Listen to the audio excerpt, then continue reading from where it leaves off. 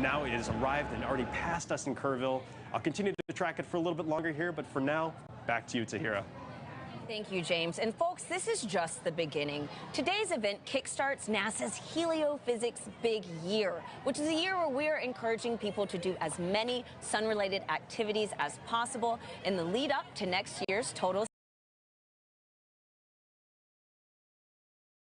The sun creating a glowing ring around the moon.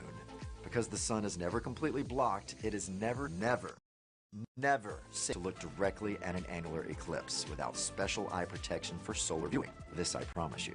You should wear eclipse glasses so that you don't say bye-bye-bye to your vision.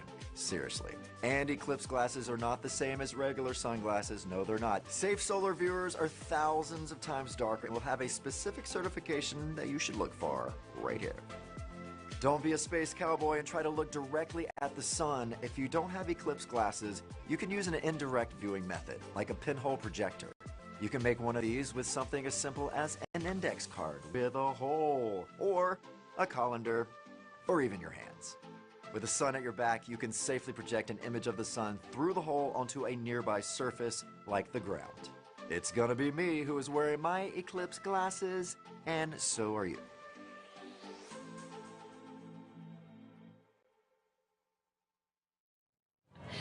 Now, don't forget to be in sync with these safety tips, folks. Seriously, listen to Lance and protect those eyes. We really want everybody to enjoy today's events. Now, let's check in with Joy and Michael in Albuquerque, New Mexico. Joy, Michael, how is the energy over there?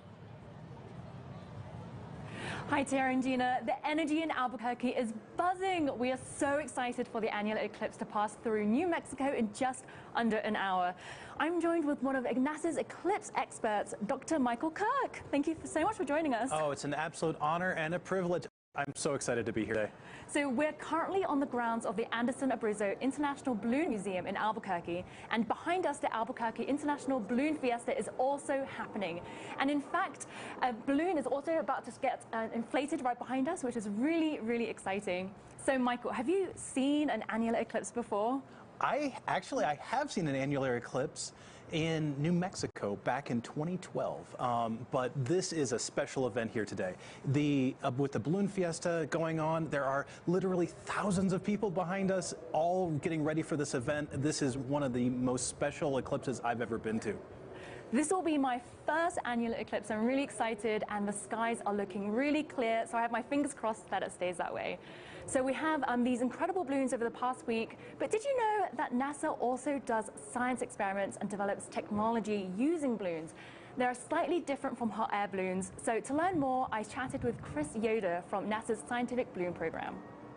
Hi Chris, thank you so much for joining us. Thank you for having me. So you're part of NASA's balloon program.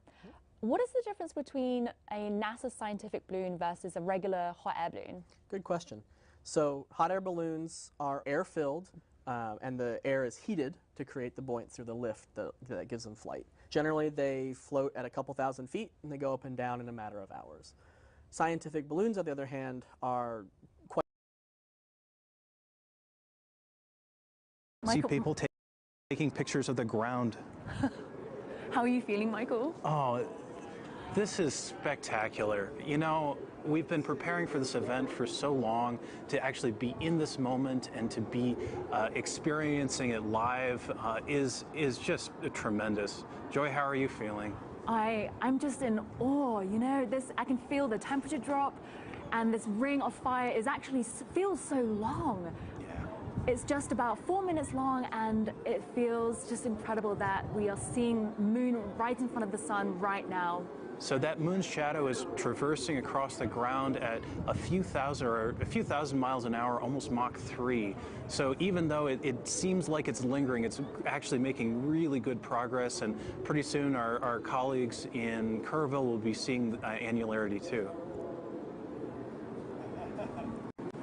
Wow, and the crowds, everyone is still staring, looking at the annular eclipse. I love that everyone is here together, enjoying this together. Wow. Yeah, you can almost hear a little bit of an awe and reverence among the crowd. Like initially, there was a bit of cheering, and then everything got a little bit quieter as people took in the sight. I think that, as people experience this event, it strikes both, personal but also communal, and it's a really beautiful, beautiful event to see. I would say we have about thousands of people in the fiesta today, and hundreds on the museum grounds. Everyone is just excited about this eclipse, and it's just so lovely to see.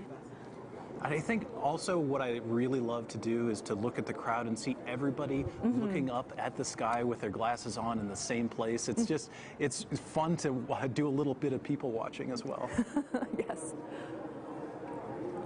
Wow, this is a perfect ring of fire. It's just so crisp.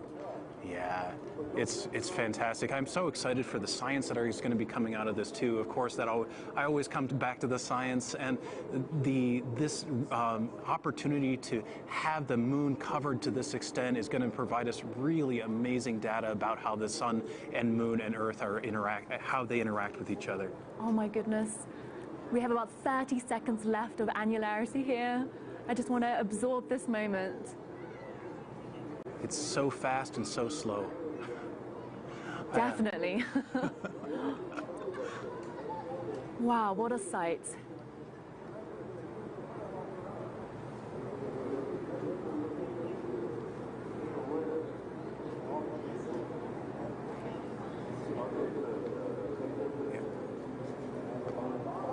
Sometimes you just have to take a moment to take it in. Yes. Oh my goodness. Well, we have a few more seconds left of annularity in Albuquerque. Yeah, we're closing down on the last little bit. See if you can see a Bailey's bead possibly popping up right as that edge of the moon it aligns with the edge of the sun. Just seconds left. Really such a gorgeous sight. It really is. Oh, that is going to be a moment to remember. Absolutely. So Kerrville is going to be experiencing this very, very soon. So let's head back to them in Kerrville, Texas to see what they're up to.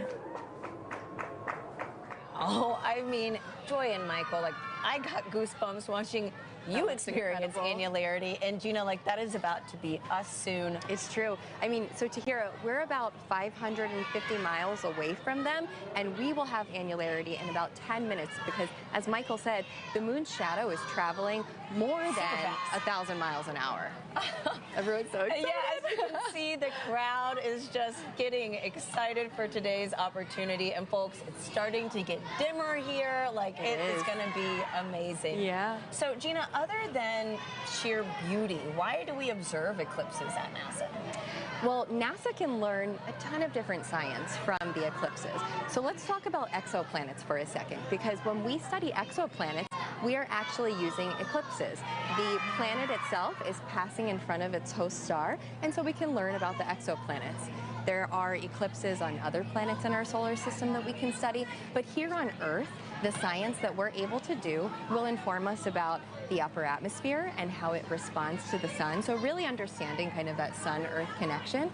We can do lunar science as well, and of course, solar science, learning more about the sun.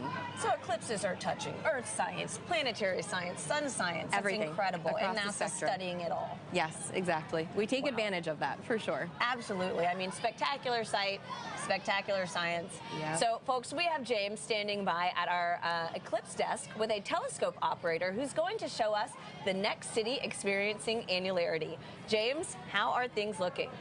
Yeah, hey Tahir, I just had a quick look outside. It is really surreal here. It's kind of hard to process exactly what we're seeing because it's daytime, but it feels like it's not. It's starting to get already very close to annularity.